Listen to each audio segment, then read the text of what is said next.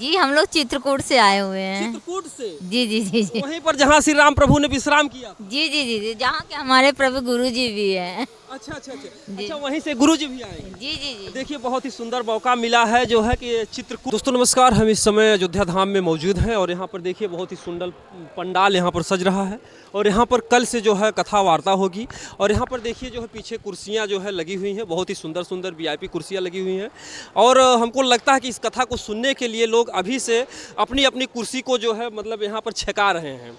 तो यहाँ पर देखिए, कहाँ से आई हैं आप? जी हम लोग चित्रकूट से आए हुए हैं। चित्रकूट से? जी जी जी जी वहीं पर जहाँ श्री राम प्रभु ने विश्राम किया था। जी जी जी जी जहाँ के हमारे प्रभु गुरु जी भी हैं। अच्छा अच्छा अच्छा। जी। अच्छा, वहीं से गुरु जी भी आए हैं। जी जी जी देखिए, बहुत ही सुंदर मौका मिला है जो है कि चित्रकूट, जैसा कि आप लोग जानते हैं कि जहाँ पर प्रभु श्री राम ने अपना जीवन बिताया था, जो भोजपत्र था उसका जो मड़ई वड़ई बना करके जो है, तो उस स्थान पर आज भी मड़ई वो विद्यमान है जहाँ पर श्री राम प्रभु चित्रकूट में रहते हैं। जी जी अभी भी उसी तरह विद्यमान है।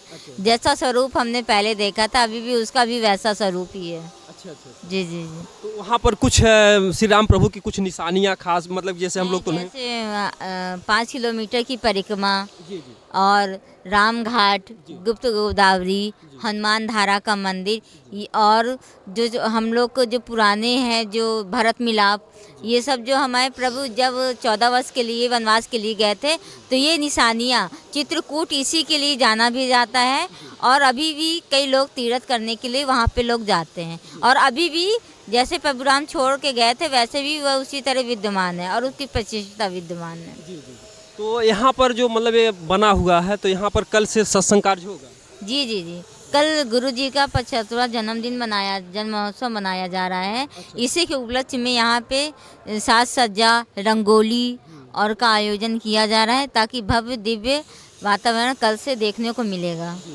तो आपका विचार कैसे हुआ, पहले से था या कैसे एकाएक जी, कैसे हम बना? लोग गुरु जी के ही विश्वविद्यालय में पढ़ाते हैं। जी जी जी। जी चित्रकला विभाग में और यहाँ पे दिव्यांग छात्र छात्राएं रंगोली के लिए आए हैं। अभी कुछ देर बाद यहाँ पे वो लोग रंगोली का कार्यक्रम स्टार्ट करेंगे।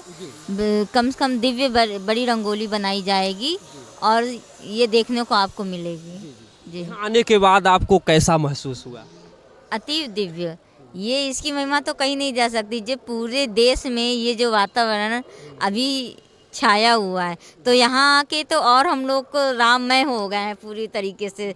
लग रहा है पूरे कण में राम है। क्या ऐसा लगता है कि जो है वो त्रेता युग में जो महसूस कर रहे थे उस समय के अयोध्या वासी, क्या आज वही खुशी जो है भारत में दोबारा की श्री राम प्रभु आ रहे हैं? जी बिल्कुल, और ये हम सारे भारतवासियों को दिल से जागृत करना पड़ेगी, ये महसूस करना पड़ेगा, ये सोच, ये विचार सोच हमें अपने अंदर से जागृत करना पड़ेगी कि उस समय कैसा दिव्य वातावरण रहा होगा जब राम अयोध्या आए होंगे और पुनः वही दिव्य वातावरण अयोध्या में स्थापित हो रहा है कि राम जन्मभूमि में रामचंद्र जी हमारे स्थापित हो रहे हैं।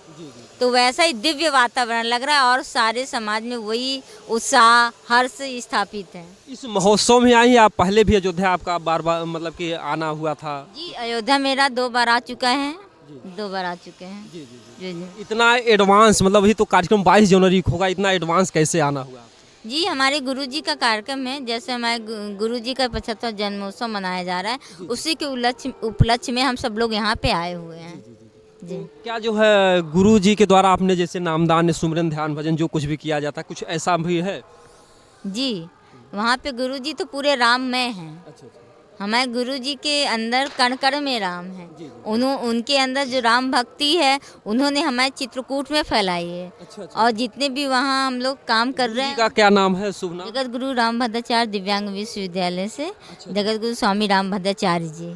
उनका कल से सत्संग होगा। जी जी जी जी जैसे कहते हैं बिनु सत्संग विवेक न होई, राम कृपा बिन सुलभ न सोई। तो सत्संग की महिमा जो है थोड़ा सा जो भी दर्शक बंधु देख रहे हैं क्या है, मतलब जैसे आप तो सत्संग लोग सुन रही हैं, कुछ लोग जो है इस बात को समझ ही नहीं पाते हैं, तो उनको क्या कहना चाहिए? सत्संग जीवन में कुछ क्षण के लिए बहुत अनिवार्य है। कम से कम हम लोग को अपने जीवन का कुछ क्षण सत्संग के लिए देना, जिससे मानसिक और आध्यात्मिक शांति का हम लोग अनुभव करते। इस भाग दौड़ के जीवन में हम लोग दिन भर काम ही करते रहते, दिन भर अपने पारिवारिक जीवन का काम, सामाजिक जीवन का काम, अच्छा, लेकिन कुछ हमें अपनी आध्यात्मिक शक्ति के लिए भी कुछ 5-10 मिनट समय देना चाहिए। इसके लिए आध्यात्म में अपने को समय देना बहुत अनिवार्य है। अनिवार्य क्यों है, थोड़ा सा मतलब कि लोग जानना क्यों, क्योंकि लोग जो है विज्ञान को मानते हैं, भगवान को नहीं मानते, बोलते हैं सब। विज्ञान को भी मानिए, विज्ञान भी ज़रूरी है, लेकिन जैसे मैंने बोला आध्यात्मिक शांति के लिए, मन की शांति के लिए, विज्ञान से आत्मा को और मन को शांति नहीं का अनुभव नहीं होता है, और आध्यात्म से हमारी अंतरात्मा और मन शांत होता है। जैसे जो विचलित होते हैं, जैसे काम, क्रोध, लोभ, ये सब हमारे जीवन में जो रहते हैं वो आध्यात्म से शांत होते हैं। काम, क्रोध, मतलब मन, बुद्धि, चित्त, अहंकार, ये जो है 8 जो मतलब कि दोष हैं वो आत्मा को घेर करके बैठे हुए हैं। और जैसा कि आप लोग जानते हैं धर्म, अर्थ, काम, मोक्ष जीवन के 4 लक्ष्य हैं। तो कहीं न कहीं से अगर मोक्ष प्राप्त करना है तो आपको सत्संग सुनना पड़ेगा। बिल्कुल बिल्कुल सही, बिल्कुल। उसमें और भी क्या जरूरी है सिस्टम, जैसे अगर कोई अध्यात्म से जुड़ना चाहे, गुरुजी से जुड़ना चाहे, तो क्या क्या जो है धर्म का पालन करना पड़ता है? पहले तो हमें आचार विचार से शुद्ध होना चाहिए। हम पहले अपने अंतरात्मा को शांति का अनुभव कराएं, कि हम पहले अपने आत्मचित्त को शांत करें, और फिर अपने आप को पहचानें कि हमें आध्यात्म में जुड़ना है कि नहीं जुड़ना। आध्यात्म में इंसान ऐसे नहीं जुड़ सकता कि कह दिया और आप जुड़ जाएं आध्यात्म से। उसके लिए आंतरिक अनुभव होना बहुत ज़रूरी है। यदि आप अंतरात्मा से चाह रहे हैं कि आपकी आत्मा में शांति हो, आप शांति का अनुभव करना चाहें, तो आध्यात्म से जुड़ सकते हैं, नहीं तो आपको कोई भी ज़बरदस्ती आध्यात्म से नहीं जोड़ सकता है। नहीं, जैसे जो रामायण में लिख दिया कि बिनु सत्संग विवेक न होई, राम कृपा बिन सुलभ न सोई। क्या जिसको प्रभु चाहते हैं वही सत्संग में आ पाता है? जी बिल्कुल। यदि प्रभु इसका मतलब ये हुआ कि जो नहीं आते हैं वो भी दोषी नहीं है, उनको श्री राम प्रभु बुला ही नहीं रहे हैं। बस जब उनकी कृपा होगी और ज़्यादा अधिक होगी तो वो भी आ जाएंगे। वो भी आ जाएंगे। जी, कृपा तो सबकी है, जब और ज़्यादा कृपा होगी तो वो भी आ जाएंगे।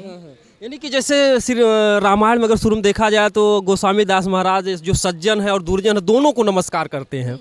तो जो लोग ईर्ष्या करते हैं दुर्जन को देख करके, क्योंकि अगर आज राम को लोग जानते हैं तो रावण की वजह से, तो क्योंकि जितने लोग विद्रोही होंगे उतने इतिहास में नाम होगा।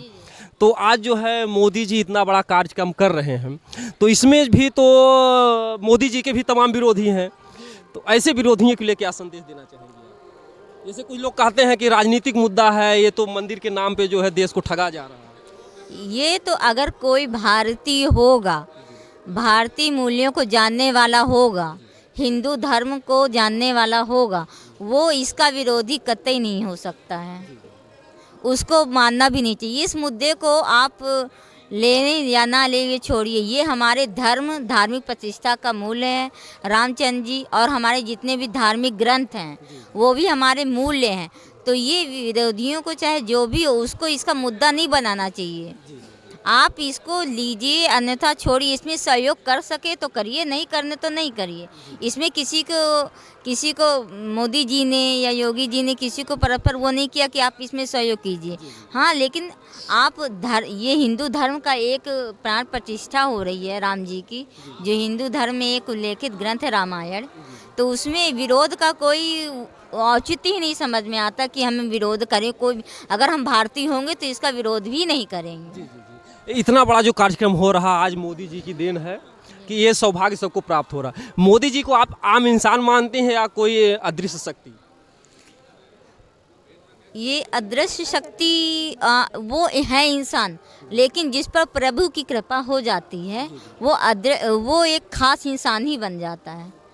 कि अगर अलग इंसान ही बन जाता है। तो जैसे मोदी जी पे कृपा हुई तो उन्होंने समाज के लिए काम किया, देश के लिए काम कर रहे हैं, अभी भी करते अनवरत करते जाएंगे। तो प्रभु की कृपा से ही इंसान, जैसे हम कहते हैं कि प्रभु की कृपा हो गई तो तुलसीदास जी ने, हनुमान जी ने कृपा कर दी तो रामायण लिख डाला। तो बिन प्रभु की कृपा के कुछ हो ही नहीं सकता, इसीलिए संभव ही नहीं है। यानी कहीं न कहीं से प्रभु की बहुत बड़ी कृपा है और कहते हैं कि जब जब होए धर्म की हानि आसुर बढ़े महाअभिमानी, तब तब हरि मनुष्य तन धरहीं और भक्त हेत लीला बहु करहीं। तो कम से कम जो हमारा भारत देश है, और भारत में बता दें कि जो उत्तर प्रदेश है ये सबसे खास प्रदेश है जहाँ पर श्री राम प्रभु ने अवतार लिया। इसी उत्तर प्रदेश में कृष्ण भगवान ने अवतार लिया और जितने भी बड़े बड़े संत महात्मा आए सब ने उत्तर प्रदेश में अवतार लिया। तो जो लोग भी हैं इस भारत देश के वो बड़े भाग्यशाली हैं। और इस अयोध्या नगरी में आकर के जो है कम से कम यहाँ का जो है विकास देख लें। और एक सवाल आपसे, क्योंकि कहीं कहीं से आप एक शिक्षक भी हैं, लोगों को शिक्षा भी देती हैं, तो कुछ लोगों का ये भी कहना है, जो भी विद्रोही दल है या जो भी कुछ है, सबका पक्ष और विपक्ष होता है।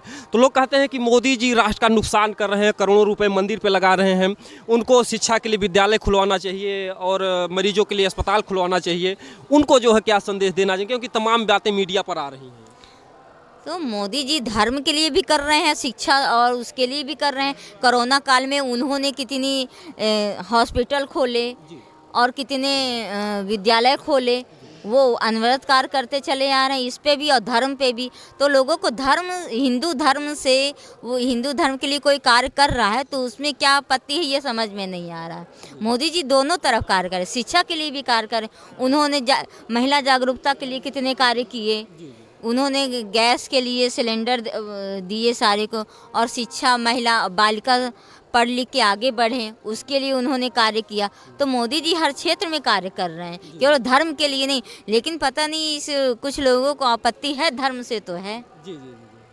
अभी तक आपसे कोई मिला आपत्ति वाला जो आपत्ति जताता हो? नहीं, अभी तक हमें तो कोई नहीं मिला आपत्ति वाला, सब इसके उस पे चल रहे हैं साथ में। जी। तो क्या आप 22 तारीख के बाद ही घर जाएंगे? जी, अब देखिए प्रभु की कृपा कब जाएं। इसका मतलब 22 के बाद भी यहाँ पर जो है इस पावन भूमि पर रहने का विचार है? जी, बिल्कुल। तो कहीं कहीं से देखिए लोगों का अपना अपना श्रद्धा है, अपना भाव है। और कहीं कहीं से देखिए, कहीं कहीं से जो शिक्षक होते हैं वो देश के भविष्य होते हैं। ये साथ ही साथ बहुत अच्छी बात है, बहुत सौभाग्यशालिता की बात है कि ये जो है शिक्षिका के साथ साथ जो प्रभु श्री राम में भक्तिमय भी हैं। और कहीं कहीं से इतिहास में मिलता है, चाहे सबरी रही हो, चाहे मीराबाई भी रही हो, तो कहीं कहीं से पुरुषों जैसे पुरुष जो है भगवान की भक्ति करते हैं तो महिलाएं भी अपनी भक्ति करती हैं। और एक चीज़ मैं बता दूं, एक सवाल मैं आपसे पूछना चाहूँगा, और युगों में जो पत्नियाँ थीं पति की सेवा को करके जो प्रभु को पा जाती थीं, क्या ये कलयुग में सिस्टम अभी भी वही है या कुछ बदल गया है? अब ये प्रथा तो बदलती चली आ रही। नारी को अब केवल वहाँ तक ही सीमित नहीं रह पाए ये, वो अपने शिक्षा प्राप्त कर और आगे पदों पे भी गई है। तो वो अपने सारे कर्तव्यों को निभा के पति की सेवा भी करती है और उच्च पदों को भी प्राप्त करती है। इसका उदाहरण द्रौपदी मुर्मू और इंदिरा गांधी और सारे जितने भी हैं, जितने उच्च पदों पे हमारी महिलाएं हैं, तो वो इसका उदाहरण है। बहुत बहुत आपको धन्यवाद, इन्होंने बहुत ही सामाजिक जो है ज्ञान दिए हैं। और मैं अपने चैनल के माध्यम से पुनः एक बार ये कहना चाहूँगा कि जो भी लोग हैं सात्विक विचारधारा खो जाएं। अगर आप हिंदुस्तान के हैं, कहीं कहीं से कहते मीन मान जो कराए हारा 64 जन्म गिद्ध है उतारा। तो हम अपने चैनल के माध्यम से कहेंगे कि जो भी आपके बच्चे हैं उनको शाकाहारी बनाइए, आप भी शाकाहारी होइए। एक सुंदर राष्ट्र तभी बनेगा। कहीं कहीं से जो मांसाहार है वो आपको जो है, क्योंकि जो रावण था बहुत बड़ा विद्वान था, बहुत बड़ा ज्ञाता था, लेकिन मांस और शराब का भक्षण किया तो आज राक्षस हुआ। आज मतलब कि जो यहाँ पर इतना बड़ा जो मतलब कि महोत्सव मनाया जा रहा है उसी श्री राम प्रभु का मनाया जा रहा है कि जो इतने बड़े बड़े राक्षसों का जो है वध किए और एक जो है नई अयोध्या का निर्माण किए थे। आज इस कलयुग में आप लोग भाग्यशाली हैं। कलयुग केवल नाम अधारा, सुमिर सुमिर नर उतर नहीं पा रहा। तो इस कलयुग में आप आइए और प्रभु का जो है भक्ति कीजिए। और जिनको नहीं भी करना विरोध ना करें, जिनको भी मानते हैं अपने अपने इष्ट देवों को मानिए। चाहे आप जो है किसी को भी मानते हो, चाहे आप किसी भी धर्म से जुड़े हो, संस्था से जुड़े हो, सब मिला जो आगा जैसे नदियाँ एक और घाट बहुतेरे। तो हर तरीके से वो प्राकृतिक शक्ति जो है एक ही है। और अपने अपने तरीके से मानिए, किसी का विद्रोह मत कीजिए। दोस्तों जय हिंद।